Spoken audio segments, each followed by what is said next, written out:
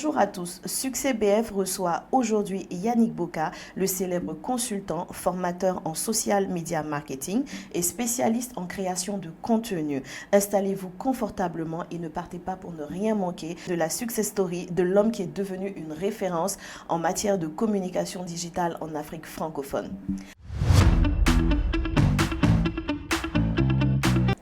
Yannick Boka, Oui, ici on se parle de tout, on se dit tout et d'accord. on se tutoie. Il n'y a pas de souci. Est-ce que vous acceptez le principe du podcast? Pas de souci, j'accepte. D'accord. Alors, on va commencer par faire une petite biographie. D'accord. J'espère qu'on ne s'est pas trompé. Alors, Yannick Boka, tu es ivoirien. Tu es né en 1987. D'accord. Tu es marié. Tu es le père de 3 enfants. Tu es employé de banque. Et ton histoire, elle est particulière parce que tu vas obtenir ta licence en lettres modernes. Et très tôt, tu vas rapidement comprendre que les réseaux sociaux ne sont pas seulement une plateforme de divertissement, mais c'est aussi un véritable terrain d'opportunité pour propulser les marques vers le succès. Tout à fait. Alors, tu as pris du temps pour maîtriser l'algorithme des réseaux sociaux. Ça n'a pas été facile. Petit à petit, tu t'es forgé une réputation de visionnaire du digital. Tu es capable de transformer une simple idée en une campagne virale et de transformer une audience en une communauté engagée. C'est extraordinaire. Alors, tu n'as jamais eu peur de dire tout haut ce que pensent tout bas beaucoup de personnes, notamment avec cette célèbre phrase percutante un diplômé sans emploi est un paresseux. Il faut oser quand même, il faut oser. Mais bon, quand on est Yannick Boka, je suppose qu'on peut dire tout ce qu'on veut. Alors, tu interpelles, tu déranges parfois avec des phrases qui secouent, mais qui ont un objectif très clair, c'est de pousser les gens à la réflexion. Tu crois profondément à la responsabilité personnelle. Alors, tu es l'auteur de plusieurs ouvrages à succès, très souvent en rupture de stock. J'ai eu du mal à me procurer le mien. Alors, ça s'appelle le guide pratique et stratégique du community manager. Aujourd'hui, tu es au Burkina pour un atelier de speed coaching Afrique Tour pour quelques jours et pour partager surtout généreusement tes connaissances avec tous ceux qui souhaitent maîtriser les outils numériques et révéler leur potentiel. Car pour toi, le succès n'a de sens que lorsqu'il est partagé. Alors, j'espère que cette présentation est bonne, qu'elle résume un peu. Tu as tout dit. D'accord. Alors, on va passer à la première question. Est-ce que tu peux me parler un peu du Speed Coaching Afrique Tour? Qu'est-ce que c'est? D'accord. Déjà, je souhaiterais te remercier pour l'opportunité. C'est pas forcément évident. Dieu seul sait les conditions dans lesquelles nous enregistrons en ce moment. C'est vrai. Donc, Speed Coaching est parti de l'idée de partager et de créer en fait une plateforme dans laquelle des profanes et des professionnels du marketing, de la communication allaient se partager des astuces, des conseils qui s'adaptent en fait à nos réalités. D'accord. Donc, de manière pratique, il y a un keynote que j'anime qui dure autour de 30 minutes. Et puis le reste du temps, c'est du speed coaching dans un délai bien défini.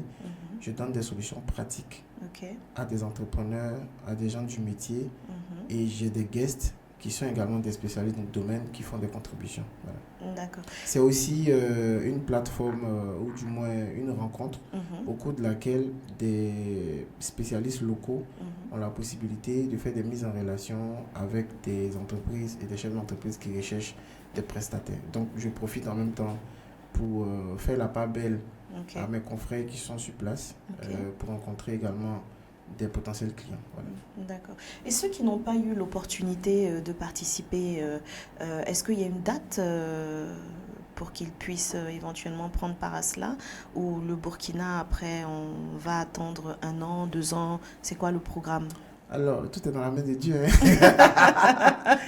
Sinon, idéalement, je pense que régulièrement, je l'organiserai avec mon équipe ici sur Ouaga une fois par an. Une fois par an, le d'accord. projet, c'est de faire le tour de l'Afrique. D'accord. Donc, et de revenir une fois par an dans un pays de l'Afrique. Ok. Donc, de manière prioritaire, je me concentre d'abord sur les pays qui sont beaucoup plus réceptifs au concept. D'accord, Donc, ok. j'essaye de... Là, je viens de Lomé. Ok, J'ai expérimenté le projet à 2 reprises au Bénin. ça s'est bien Donc, passé. l'année prochaine, il y aura une édition à Paris et puis probablement au Cameroun. Voilà. Ok, super. L'émission ici, c'est Succès BF. Est-ce que je peux avoir ta définition du succès? Le succès pour Yannick Bouka, c'est quoi? Alors, pour moi, le succès, bon, après, je pense qu'il faut spécifier le succès financier. Pour moi, c'est différent. Pour moi, le succès n'est pas forcément lié à l'argent, Tout à fait. même si ça fait partie. Moi, je pense qu'à partir du moment où on arrive à vivre bien, Tout à fait. pour moi, le succès, c'est autre chose. D'accord. C'est dans le parcours professionnel. Maintenant, je te laisse définir pour toi le succès, c'est quoi? D'accord. Pour moi, je pense que le succès, c'est la somme en fait de plusieurs leviers. Ok. Voilà, je pense que ça part d'abord de la connaissance qu'on a de soi-même. Parce que si on ne se connaît pas soi-même, c'est difficile en fait de connaître ses limites. Et c'est le fait de dépasser ses limites ou de respecter ses limites qui nous donne beaucoup plus de chances d'avancer et d'exploiter en fait nos forces et par rapport à nos faiblesses, de savoir qu'est-ce qu'il faut faire ou il ne faut pas faire. Deuxième chose, c'est aussi ce que j'appelle les soft skills, c'est-à-dire au-delà de tout ce qu'on a pu apprendre à l'école, qu'est-ce qu'on a développé comme capacité intellectuelle sur le terrain. Et puis, la troisième chose qui est assez importante, c'est le réseautage.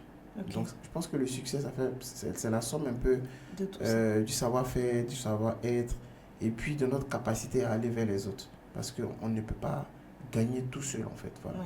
Oui. D'accord. Quelle est la campagne qui a marqué un tournant décisif dans ta carrière, vraiment qui t'a fait connaître? Alors, il faut dire que nous, dans notre métier, nous sommes des personnes qui sont cachées derrière l'écran. D'accord. Donc, quand il y a une campagne à succès, c'est plus le nom de l'entreprise qu'on voit. Oui. Parce qu'on n'a pas forcément le droit de se vanter, du succès de cette campagne parce que c'est pas prudent. Oui. Voilà, c'est pas prudent. Et puis de deux, après, ça rentre dans trop de choses. Tout le monde sait que tu bosses dans cette entreprise. Ouais. Quand on a besoin d'un petit service, c'est toi encore qu'on en met. Mais je pense que moi, personnellement, ce qui a marqué ma carrière, c'est le fait d'intégrer en fait WebLogy. D'accord. Qui est le pionnier dans tout ce qui est médias en ligne. D'accord. Parce que je couvrais pratiquement 18 pays francophones. Donc le Burkina, donc ça me permettait de voir un peu l'actualité depuis Abidjan et de couvrir en fait toutes les grandes tendances. Donc ça a été un tournant et puis après j'ai enchaîné avec Canal+, BNP Paribas et puis également mon passage à Jumia puisque c'était en plein essor du e-commerce.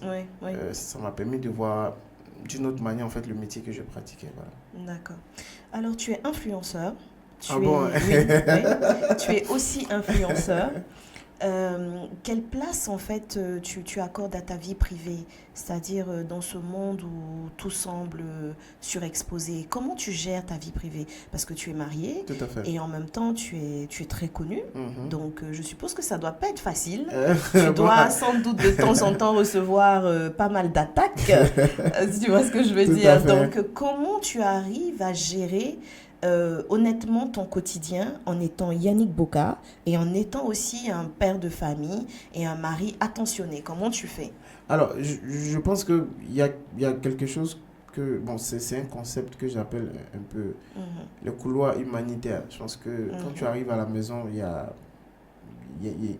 a des temps en fait que tu dois accorder à ta famille parce que il faut avoir déjà une compagne qui comprenne en fait les enjeux en fait de tout ce que tu es en train de faire et que c'est pour un moment. Voilà, on va pas indéfiniment rester dans cette vie. Est-ce que c'est vraiment pour un moment? Non, en fait, je me dis en phase de démarrage, on est obligé de faire beaucoup de choses à la fois. Jusqu'à trouver la bonne équipe, de calibrer les choses. Et après, ça devient moins contraignant par rapport aux années où on a démarré, en fait. Voilà. Donc, en termes d'organisation, je peux naturellement dire que c'est pas du tout évident.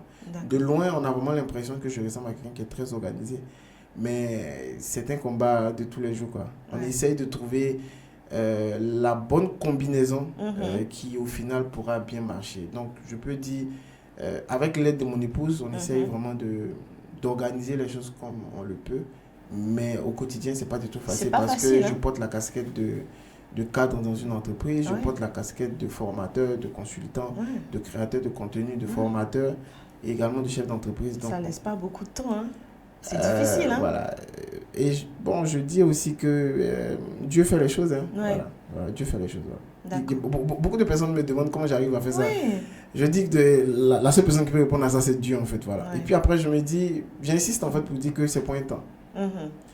Au bout d'un moment, après 20 ans, 25 ans, tu as une équipe et tu ne fais que du suivi, quoi. Voilà, c'est un peu ça. D'accord. Est-ce qu'on peut savoir la journée type de Yannick Bouka, c'est quoi? Quand tu te lèves, est-ce que tu es quelqu'un de très matinal ou est-ce que tu dors beaucoup le matin et tu maximises la nuit pour bosser? C'est quoi ta journée type? Alors, moi, ma journée type est divisée en deux. D'accord. Le matin, je vais au boulot. D'accord. Je suis mon employeur. Ok. Et puis, après mes heures de boulot, je passe à ma vie de chef d'entreprise, d'entrepreneur, de créateur de contenu.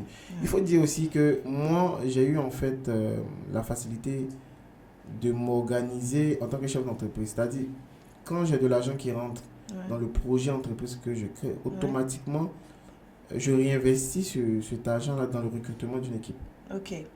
Donc, ce qui me permet de mieux piloter en fait à distance pendant que mon équipe est en train de travailler. De déléguer un peu. Voilà, donc le soir, quand tu rentres, tu essaies de voir comment la journée s'est passée avec ton équipe, on te fait des feedbacks. Au niveau de la création de contenu, ça demande beaucoup de lecture. Et avec mon nouveau concept des chroniques de Netflix, bon, après, il faut essayer. C'est difficile, hein? Non, bon, après, ça devient une routine. Voilà.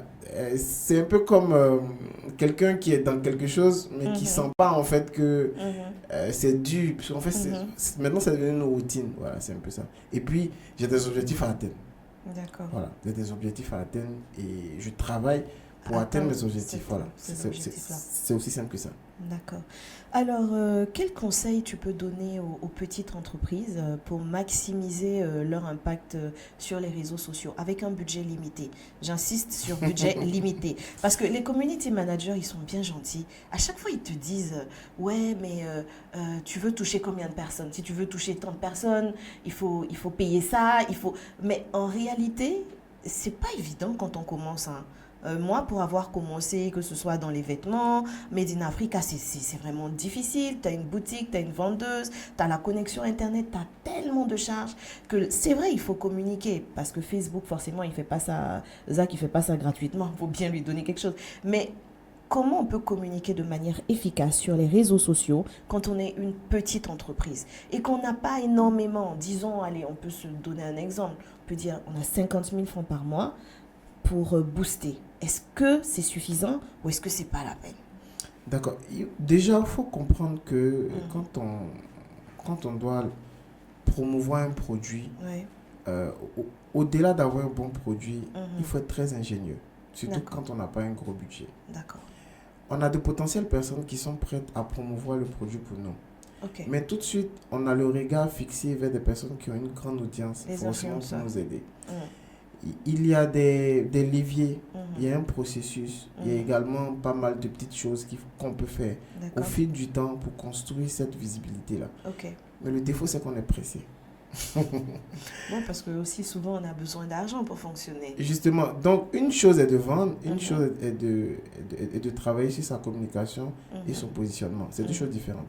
Publier, c'est communiquer. Vendre, c'est faire de la publicité avec les outils. Donc, je pense que première chose pour quelqu'un qui a un budget qui est très réduit, c'est en amont en fait de préparer sa venue sur les réseaux sociaux. D'accord. On prépare rarement notre venue. On crée la page, et puis tout de suite on démarre. lance.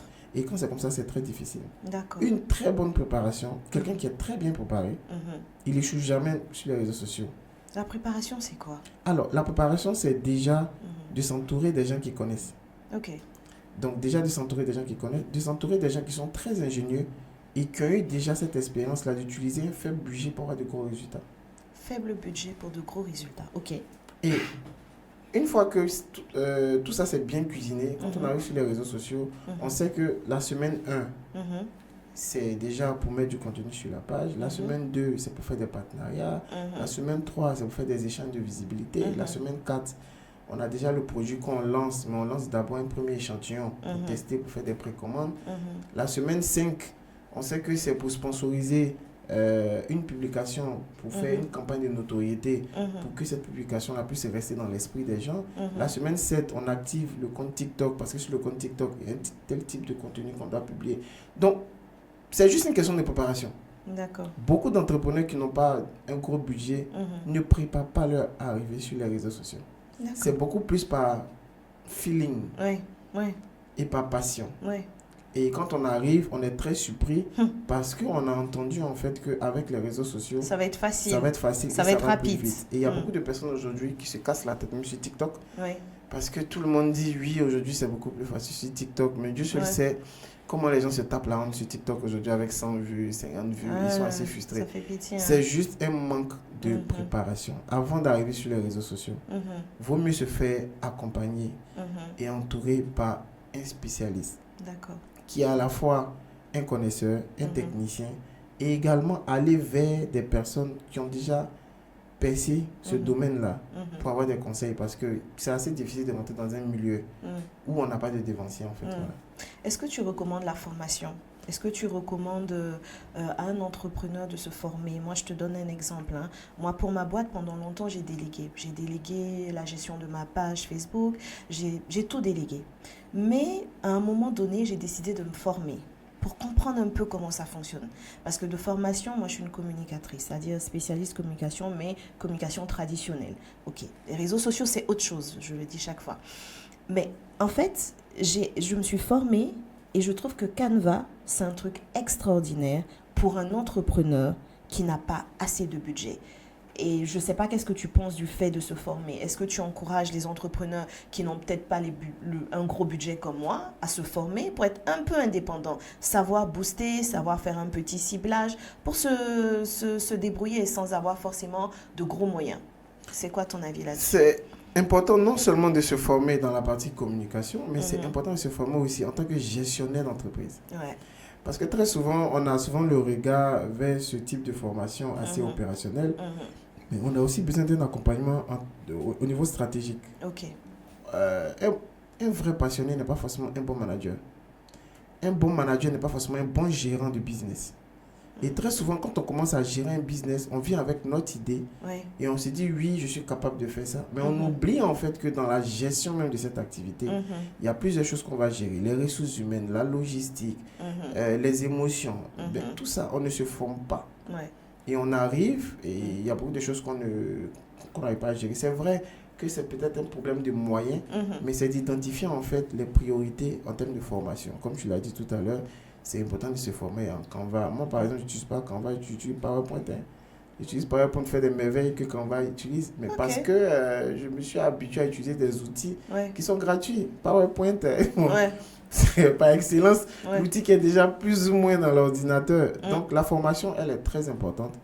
Mais en tant que manager, on se forme pour prendre de bonnes décisions, pour évaluer les performances des collaborateurs. Et puis, au niveau opérationnel, au départ, on est obligé de toucher à tout parce qu'on n'a pas beaucoup d'argent. La preuve, moi, quand je créais mon média sportif qui s'appelle Popato Sportif, c'est moi qui gérais tout. La rédaction, les publications, les montages vidéo, le cadrage. Donc, ce que tu fais aujourd'hui... C'est difficile, hein? Oui, c'est difficile, mais je dis toujours, quand on a un objectif, il faut se donner les moyens d'atteindre son objectif.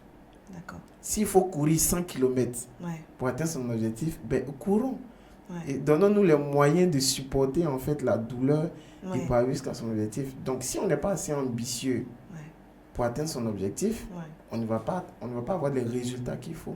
Et il ne faudrait pas se plaindre pendant que d'autres personnes se donnent les moyens d'avancer en fait. Voilà. D'accord. Alors, qu'est-ce que tu penses des formats courts comme les Reels ou TikTok? De façon générale, moi, j'aimerais savoir qu'est-ce que tu penses du réseau TikTok? Je pose la question parce que moi, pendant longtemps, j'ai considéré que TikTok, c'était un réseau... j'ose pas dire le mot, mais je trouvais pendant longtemps que c'était pas sérieux. En fait, j'ai l'impression d'être un peu comme le téléphone Nokia, qui a refusé de passer au tactile et vraiment qui est largué. Parce que TikTok, pour moi, c'était, quand je passais dessus, je trouvais que c'était vraiment pas sérieux. Et aujourd'hui, ça permet de vendre, mais de façon extraordinaire. Tout à fait. Comment ça se fait? Alors, les gens ont tendance à travestir c'était un réseau social de base. Ok. On nous dit, ce réseau social, c'est pour du divertissement, c'est pour faire X. Nous, souvent, on l'utilise pour faire autre chose. Ok. Il y a une vraie concurrence aujourd'hui entre les différentes plateformes au niveau du format vidéo. Ok.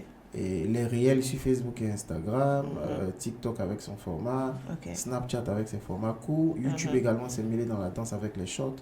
Donc aujourd'hui, ce sont des contenus qui ont une grande portée naturelle et c'est très intéressant de les utiliser. TikTok aujourd'hui, c'est l'une des meilleures plateformes parce que son moteur de recherche aujourd'hui est devenu beaucoup plus puissant.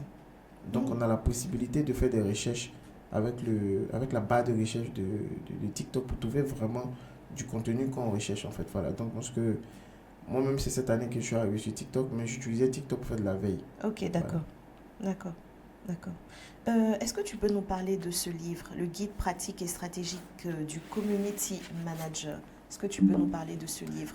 Pourquoi tu as décidé de l'écrire et qu'est-ce qu'il contient exactement et où on peut l'obtenir? Parce que c'est en rupture de stock, je précise. C'est en rupture de stock. Moi, quand je fais sortir mes livres, je ne vends pas en librairie. Ok. Voilà, parce que j'estime que les libraires ne sont pas assez calibrés pour faire le marketing des livres des auteurs locaux. Donc moi, personnellement, c'est une approche personnelle. J'ai développé mon réseau avec la Social Media Room. C'est mon réseau de distribution. Je vends, je travaille sur le marketing du livre. Et voilà, je n'ai pas besoin en fait pour l'instant d'une librairie. Sauf que je suis très ouvert. Si une librairie est capable de me montrer que ce que moi j'ai réussi à faire ils sont capables de mon livre, ils sont capables de faire beaucoup plus. Dans le cas contraire, je pourrais continuer ce que je fais. D'accord. Donc, le guide pratique et stratégique du Community Manager, appelé le GPS. D'accord. Du Community C'est bien pensé. Tout à fait. On va dire que c'est un combiné d'expériences de 10 ans. D'accord. Et j'ai arrêté de faire des formations pendant 1 an pour ce livre-là. Ah oui. Parce que j'ai estimé que personnellement, c'était de l'escroquerie intellectuelle de mettre des gens dans une salle pendant 2 heures et d'essayer de leur apprendre ce que moi j'ai appris pendant 10 ans. C'est vrai. Et comme je suis un ancien étudiant en lettres modernes, je pars du principe que le livre, c'est quelque chose qui reste dans la main des gens. C'est quelque chose qui va rester dans les mémoires. C'est un héritage. Ouais. Donc, l'idée était de me dire, écris alors un livre, concentre-toi sur un livre. D'accord. De telle sorte à ce qu'à chaque fois, quand tu parles du métier, quand tu parles des réseaux sociaux, les gens, ils ont au moins un guide pour les orienter du début jusqu'à la fin. D'accord. Et pourquoi un guide? Un guide qui s'adapte aux réalités africaines. Dans ce livre, on retrouve toutes les astuces, toutes les techniques qui s'adaptent à nos réalités. À nos réalités. Parce que dans la plupart des bouquins qu'on lit sur le community management et sur les social media, c'est normal, l'auteur écrit selon ses réalités. Exactement. Et j'ai remarqué qu'on n'avait pas en fait de repères ou de guides ou de référents en Afrique de l'Ouest et en Afrique noire, pourquoi pas. Et raison pour laquelle j'ai écrit ce livre. Et dans ce livre, on trouve tout ce que le community manager doit faire ou tout ce que l'entrepreneur qui est son community manager doit faire pour réussir sur les réseaux sociaux. Pour la petite histoire, 90% des personnes qui ont acheté le livre ne sont pas des community managers. Ok, d'accord. D'accord. Ce ne sont pas des entrepreneurs. C'est plutôt des entrepreneurs qui aspirent en fait à être plus ou moins autonomes sur la communication digitale. Exactement, d'accord. Alors, si tu pouvais parler de ton toi du passé, tu lui dirais quoi? Je lui dirais d'être très patient. Parce que je pense que j'ai un peu couru dans tous les sens. 10 ans après, ça paye. Ouais, parce que mine de rien, j'ai démissionné 7 fois en 10 ans. 7 fois? Ça, c'est un record. Il y a mieux que ça, il y a des gens qui ont... Ouais. Je lui dirais d'être très patient. Je lui dirais d'apprendre à aller vers les gens.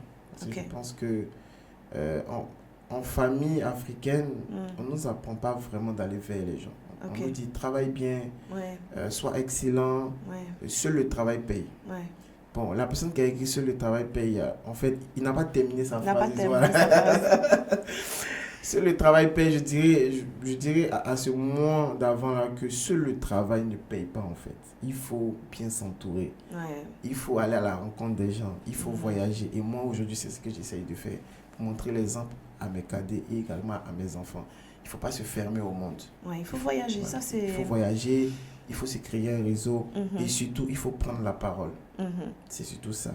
Parce que beaucoup de personnes sont également dans l'ombre, qui ont des connaissances, qui maîtrisent beaucoup de choses. Mais le fait de rester dans le silence ne met pas la lumière en fait sur les qualités. Je te donne une petite anecdote. Un an après le concept que j'ai lancé avec Netflix, j'ai voulu en fait me faire accompagner par quelqu'un qui allait écrire avec moi. J'ai reçu plus de 500 candidatures à travers l'Afrique francophone. Wow. En fait, je me suis dit, donc il y a des personnes qui ont plus ou moins la même compétence que moi, qui sont capables de regarder un film ou une série, faire la même chose que moi, et qui sont à la maison. Et, bon, en fait, normalement, il devait avoir 500 Yannick Boka, en fait, sur les réseaux sociaux. Et tu t'imagines, en fait, ce que ça allait donner. Plusieurs personnes qui font des chroniques et tout ça. Mais voilà, ce sont des personnes qui ont attendu qu'il y ait une offre pareille pour être payées. En fait, ça veut dire que le goût du risque, en fait, on ne l'a pas forcément. On ne veut pas mettre la lumière sur des choses qu'on s'est fait. Voilà. C'est vrai. Qu'est-ce qu'on peut te souhaiter pour la suite? Du succès. Le succès, je pense que tu y es déjà. Du succès, et puis j'essaie également d'apporter ma pierre à l'édifice, comme je t'ai dit, de laisser un héritage et puis de permettre aussi à mes frères africains de pouvoir tirer profit vraiment des réseaux sociaux et puis de l'utiliser de manière responsable. Voilà. D'accord. Alors, il y a 2 questions que je pose ici à tous mes invités. Alors, la première, c'est le conseil le plus précieux qu'on t'ait donné depuis le début de ta carrière. C'est quoi et ça vient de qui? Alors, là, tu vas me demander d'aller chercher tu me demanderas d'aller chercher dans ma tête, mais je pense que le déclic de ma carrière, ça a été lorsque j'ai rencontré Vincent Cadio. Voilà, qui est un de nos aînés dans le marketing et qui avait l'habitude à l'époque de faire des conférences sur l'insertion professionnelle. Et qui avait l'habitude de nous expliquer les raisons pour lesquelles nos CV ne passaient pas, pourquoi on ne nous appelait pas. Et en fait, ce monsieur-là nous a fait comprendre en fait que avoir un emploi est différent d'aller... Aller à l'école est différent de chercher un emploi. Il faut être assez violent sur le terrain. Il faut être assez audacieux.